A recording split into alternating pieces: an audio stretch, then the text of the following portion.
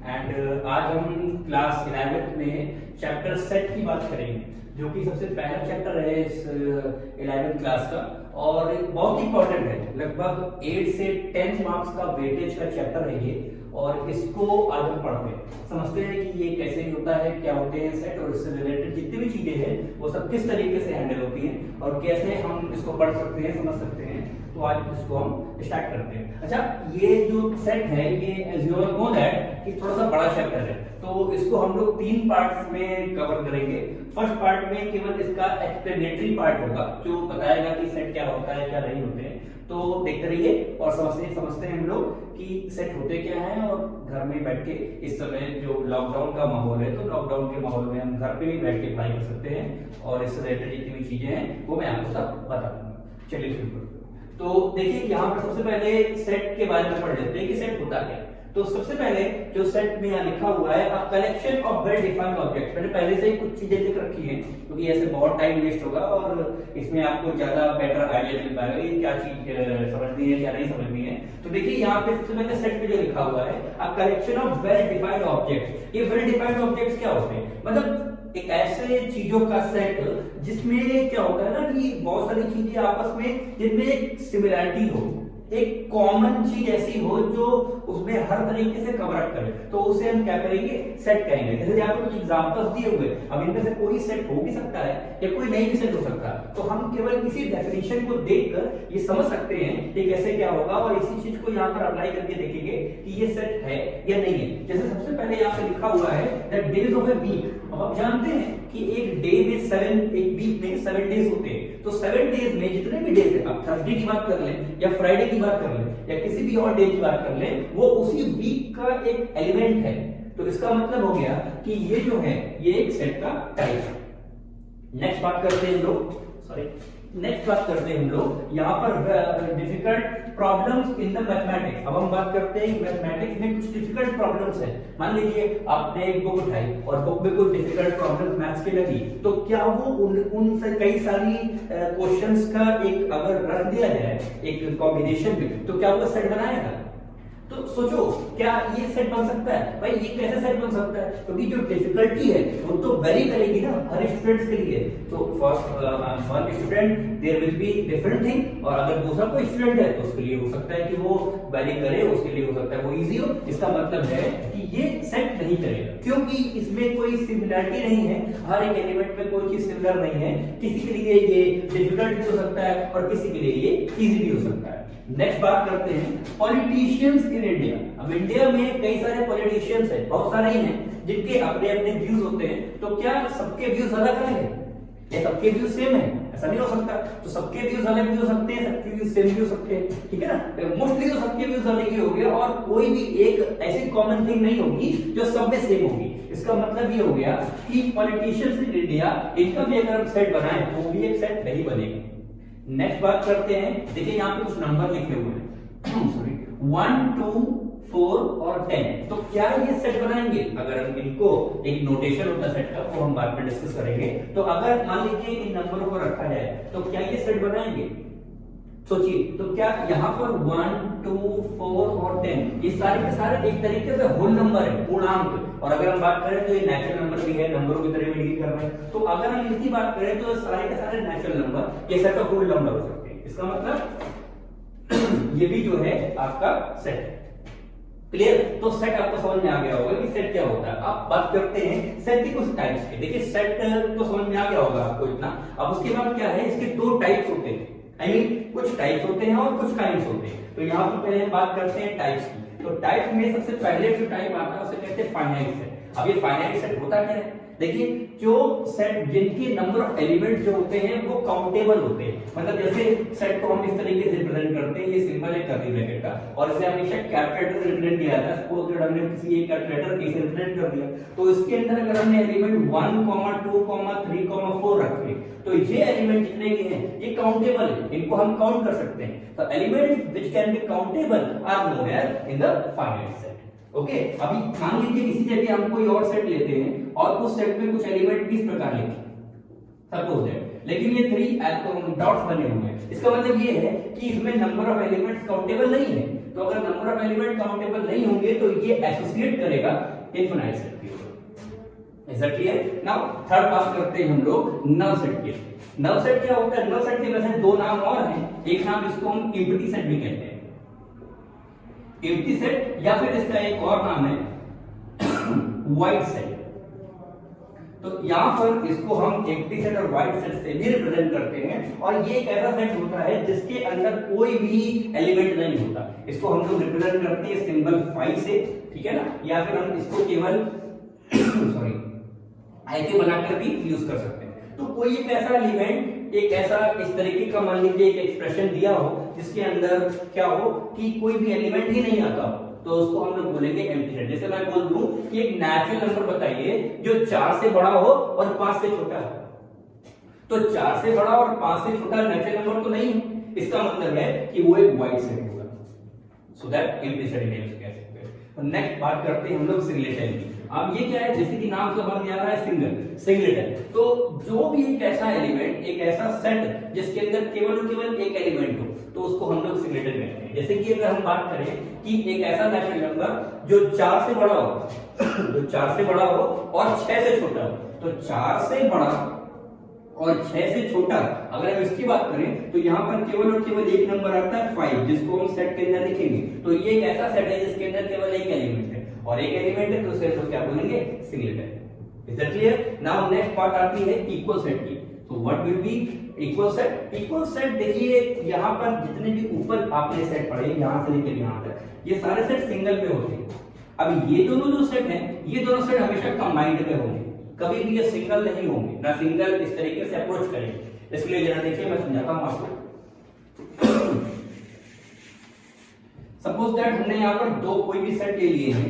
एक सेट मान लीजिए हमने लिया है ए, जिसके अंदर 1 2 3 और 5 ये एलिमेंट्स आ रहे हैं, और दूसरा एक हमने सेट लिया है बी, जिसके अंदर हमारे पास में 5 3 1 2 एग्जैक्टली सेम एलिमेंट्स है, बट उनका ऑर्डर चेंज है। तो आपको पता होना चाहिए कि सेट के अंदर कोई भी एलिमेंट जिनका ऑर्डर कोई मायने नहीं रखता, हम आगे पीछे कहीं भी रख सकते हैं, हाँ किसी भी एलिमेंट्स को रिपीट नहीं कर सकते।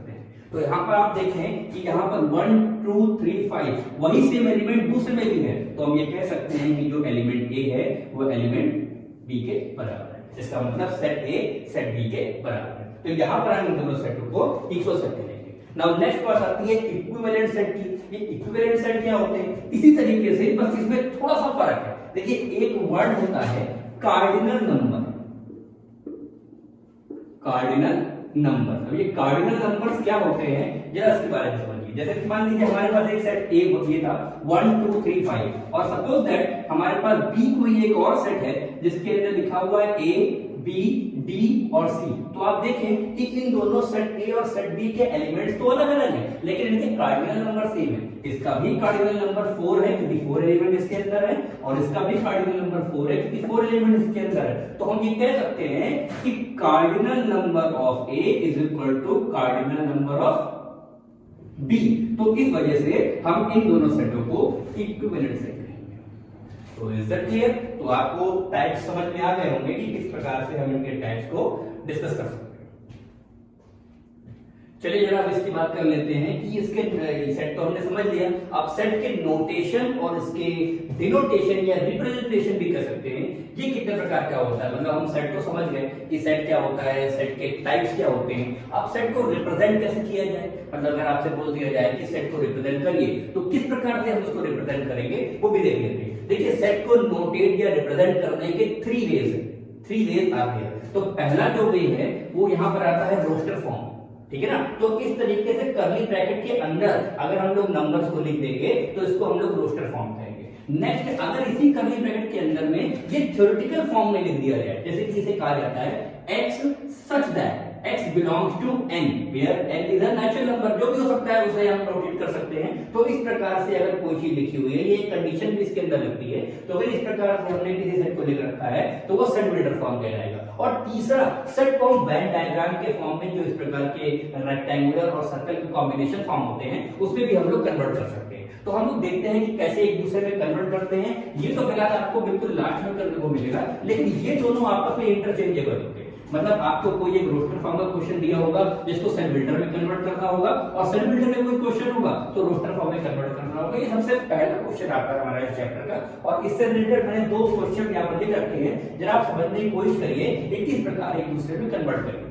It is very easy, but थोड़ा सा ध्यान दिया जाइए, देखते रहिए वीडियोस और समझते रहिए कैसे कन्वर्ट करेंगे। देखिए यहाँ पे लिखा हुआ है represent the set of a odd number in the roster form, मतलब ऑड नंबर्स के सेट को हमें रोस्टर फॉर्म में कन्वर्ट करना है। तो देखिए आप जानते हैं, वी ऑल नो दैट कि 1 2 3 5 I mean 1 3 5 7 dot dot dot, इस प्रकार के वो नंबर जो 2 से नहीं करते उन्हें हम लोग ऑड नंबर कहते हैं। तो अब इनको अगर हमें सेट के फॉर्म में लिखना हो, रोस्टर फॉर्म में लिखना हो, जबकि हम represent the set of odd number in the roster form, तो सिंपली हम लोग उसको कोई एक सेट नाम दे देंगे और उसके अंदर कर्ली ब्रैकेट बना के उसके अंदर इन एलिमेंट्स को रख दिया जाएगा। लेकिन अब इन एलिमेंट्स की कोई एंडिंग तो है नहीं, ना यहाँ पर कोई हमें कोई कंडीशन दी है, जैसे कि बोला जाता कि 10 से छोटे लिखो तो हम लोग 9 पे आगे रुक जाते, लेकिन यहाँ पर कहीं ऐसा कुछ लिखा नहीं गया है। इसका मतलब ये इनफाइनाइट सेट है, तो इनफाइनाइट सेट के लिए हम यहाँ पर 3 डॉट्स लगा के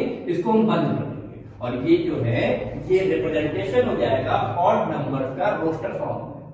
क्लियर हो गया? अभी नेक्स्ट बात करते हैं दूसरे क्वेश्चन की। इसमें क्या लिखा हुआ है समझिए, represent the set this one into the set builder form, मतलब इस जो नंबर को ये जितने भी रोस्टर फॉर्म में लिखा हुआ है इसे हम लोग सेट बिल्डर फॉर्म में लाना है। तो इसको भी ऐसे ही कोई भी एक नेम दे दीजिए, जैसे कि हमने कोई एक नेम बी दे दिया और बी इक्वल यहाँ पे कर्ली ब्रैकेट के अंदर अब यहाँ पर एक वेरिएबल को यूज करना जरूरी है। सेट बिल्डर जो रोस्टर फॉर्म होता है इसके अंदर हम लोग सीधा नंबरों को या जो उसके एलिमेंट भी होते हैं सेट के उनको रख दिया जाता है, लेकिन जो आपका सेट बिल्डर फॉर्म है, सेट बिल्डर फॉर्म के अंदर किसी भी एक वेरिएबल को इंट्रोड्यूस किया जाता है, जैसे कि हम लोग x को, जो कि एक स्पेशल एलिमेंट है जिसको हम लोग सबसे पहले यूज करते हैं x, फिर ये सिंबल एक लगा देंगे इसे कूलेंट, लेकिन यहाँ पर इसे सच दैट कहा जाता है। तो x belongs to x such that x और which is belongs to n, जो कि n को बिलोंग करता है, ठीक है ना। या फिर अगर आप ये ना लिखना चाहें तो ये x is equal to n भी लिखा जा सकता है सीधा, लेकिन यहाँ पर ये n क्या है इसके बारे में हमें नोटेट करना पड़ेगा। अब प्रॉब्लम ये है कि अगर हम यहाँ पर केवल n लिखते हैं तो n लिखेंगे तो यहाँ पर 1 4 9 इसके लिए हर एक के लिए अलग अलग देना पड़ेगा, और कहाँ तक गिव करेंगे, इसलिए हम लोग इसको x is equal to n square लिख देते हैं और यहाँ पर कॉमा लगा के n को बिलोंग करवा देते हैं एक नेचुरल नंबर के सेट से। n को नेचुरल नंबर का सेट कहा जाता है। कई तरीके के सेट के यहाँ पे नोटेशन है जिनको हमेशा कैपिटल लेटर से रिप्रेजेंट किया जाता है, जैसे इन्हें हम लोग सेट ऑफ नेचुरल नंबर्स कहते हैं। ऐसे ही अगर हम बात करें होल नंबर्स की तो हम z इज इक्वल टू इसे हम लोग होल नंबर कहते हैं। इसी प्रकार कई तरीके के सेट होते हैं, तो उसी में से हमने नेचुरल नंबर के सेट को n से बिलोंग करवा दिया।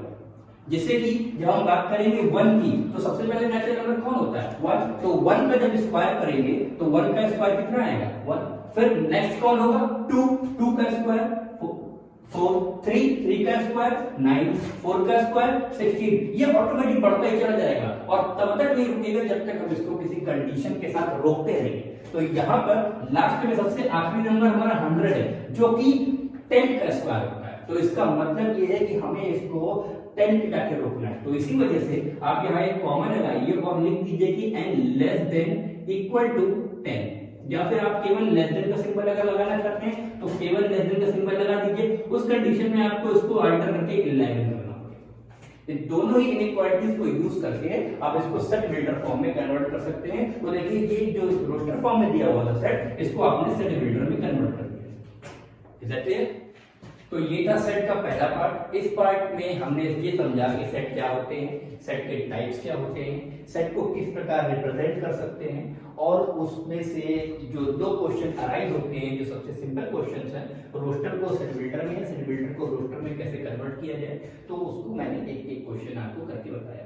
अब इस चैप्टर से, इस पार्ट से रिलेटेड जितने भी इसके क्वेश्चंस बनते हैं उस क्वेश्चनों को हम लोग डिस्कस करेंगे।